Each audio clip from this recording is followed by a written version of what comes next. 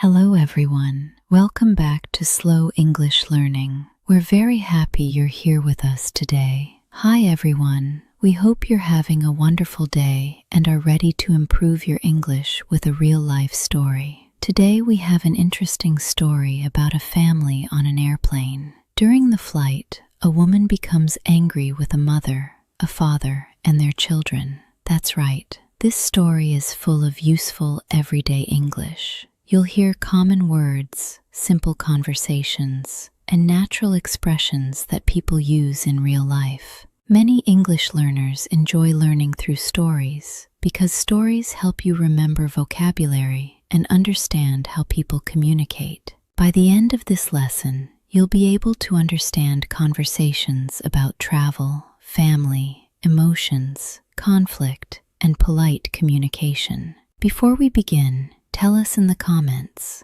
have you ever had a strange experience while traveling? And don't forget to like, share, and subscribe to Slow English Learning for more English listening practice.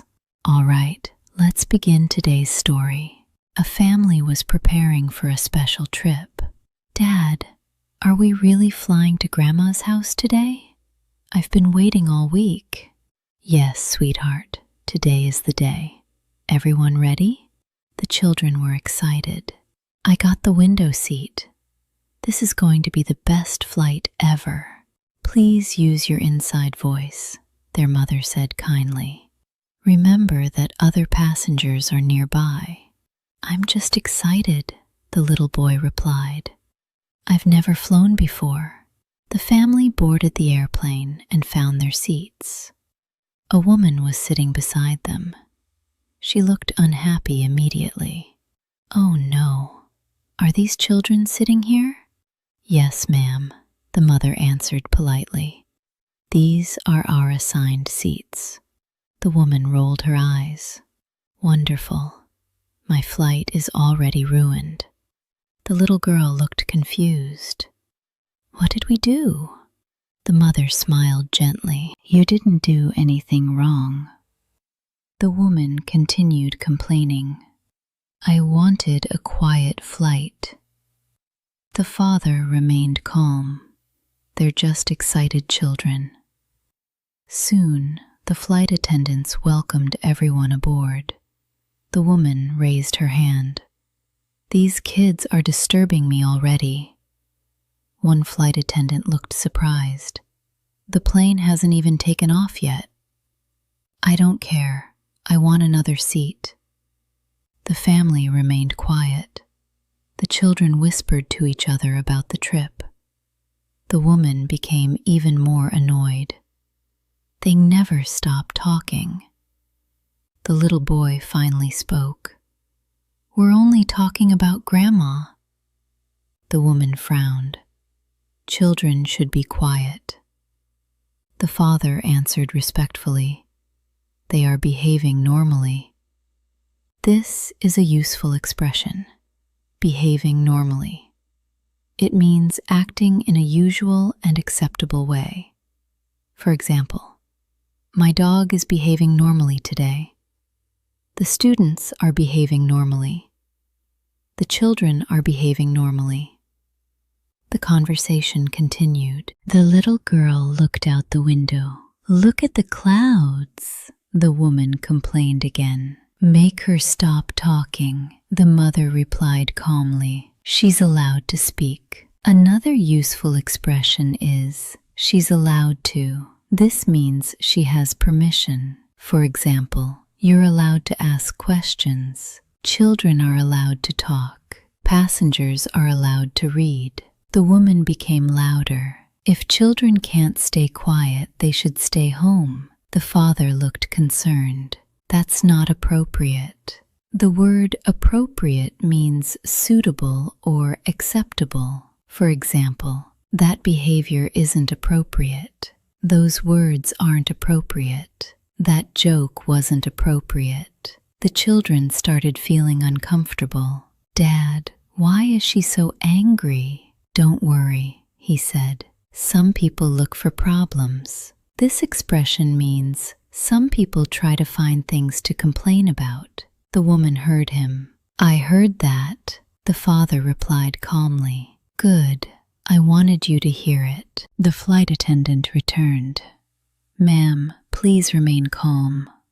Calm, the woman shouted. I paid for peace and quiet. The family tried to ignore her. The little girl opened her book. The little boy looked out the window. The mother stayed patient. The father stayed respectful. But the woman continued talking. These children are ruining everything. The little girl became sad. I don't understand why she doesn't like us. The mother comforted her. Not everyone is kind, but that doesn't mean you've done anything wrong. This is an important lesson. Sometimes people are unhappy for reasons that have nothing to do with us. The flight attendants noticed the situation getting worse. One attendant approached again. Is everything okay here? The woman answered immediately. No, this family is disturbing me. The father responded. We've been sitting quietly. The little girl spoke softly. I just asked if we were going to see Grandma. The flight attendant looked at the family. They were calm. They were seated. They were not causing problems. The attendant then looked at the woman. Ma'am, please lower your voice. A useful phrase is lower your voice. It means speak more quietly. For example, please lower your voice in the library. Please lower your voice during the movie. Please lower your voice on the plane. The woman refused. I have rights. Of course you do, the attendant said. But everyone else has rights too. The father nodded. We're just trying to enjoy our trip. The woman continued complaining. The children became nervous. Dad, will we get in trouble? No, he answered. You've done nothing wrong. This expression is very common. You've done nothing wrong. It means you are not responsible for the problem. The flight attendants continued monitoring the situation. Eventually, another passenger spoke. The children are being very quiet. Another passenger agreed. I haven't heard them causing any problems. The woman became frustrated. So everyone is against me now? The flight attendant answered professionally. No one is against you. We simply want everyone to have a peaceful flight. This is a very useful sentence. We want everyone to have a peaceful flight. Notice the structure. Subject plus want plus object plus infinitive. Examples. I want you to listen. We want everyone to learn. They want us to stay. The woman still refused to calm down. Finally, the flight attendant gave a warning. Ma'am, this is your final warning. A final warning is the last warning before action is taken. The woman crossed her arms. This airline will hear from my lawyer. The father stayed calm. We just want peace. The children sat quietly. The flight attendants discussed the situation. Soon, they made a decision. Ma'am, we need you to move to another seat. What? She shouted. You're disturbing other passengers. The woman couldn't believe it. You want me to move? Yes, ma'am. The flight attendant remained professional. You'll be seated in the back of the aircraft. The woman complained again. This is ridiculous. But eventually, she stood up. She gathered her belongings. Then she moved to another seat. As soon as she left, the atmosphere changed. The children smiled again. The mother relaxed. The father took a deep breath. The flight attendant apologized. I'm sorry you experienced that. The family thanked her. The little girl looked out the window again. Look, that cloud looks like a puppy. The little boy laughed. I see it. The father smiled. Now let's enjoy the trip. Everyone felt better. The children returned to talking quietly. The mother read her book. The father enjoyed the view. The flight became peaceful. Let's review some useful vocabulary from today's story. Flight, a trip on an airplane. Passenger, a person traveling in a vehicle. Seat, a place to sit. Calm, relaxed, and peaceful. Respectful, polite, and considerate. Behavior, the way someone acts. Complaint, something you say when you are unhappy. Warning, a statement telling someone to stop doing something. Peaceful, quiet, and calm. Appropriate, suitable, or acceptable. Now let's practice. Which sentence sounds better? The children are disturbing me. Or, the children are excited about their trip. In the story, the second sentence was more accurate. Try another one. Which is more polite? Be quiet. Or, could you please speak a little more quietly?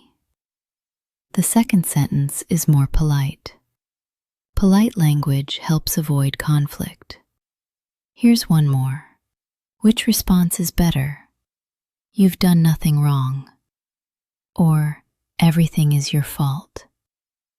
The first response is supportive and kind. Remember, English is not only about grammar, it's also about communication. It's about showing respect. It's about understanding others. And it's about choosing the right words. Today we learned useful vocabulary about travel, family, emotions, and communication. We also learned expressions like remain calm, lower your voice, you've done nothing wrong, and we want everyone to have a peaceful flight. Most importantly, we learned how people speak in real situations. Before we finish, tell us in the comments, what would you have done if you were on that flight? Would you stay silent? Would you talk to the flight attendant? Or would you help the family? We'd love to hear your answer. Thank you for spending time with us today.